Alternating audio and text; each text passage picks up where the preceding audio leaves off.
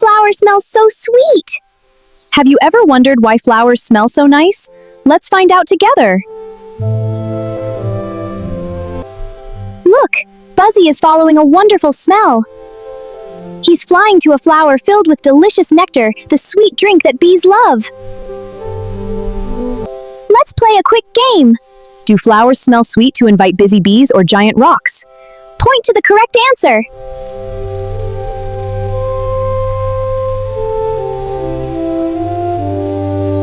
That's right!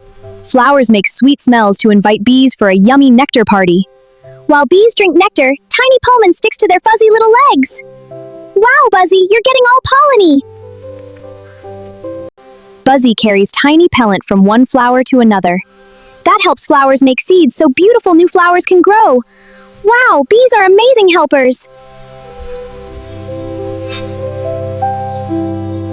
Now we know why flowers smell so sweet! The sweet smell helps bees find delicious nectar, and bees help flowers grow. If you loved today's adventure, don't forget to smile, keep asking questions, and join me next time on Cute Sun TV. Bye-bye!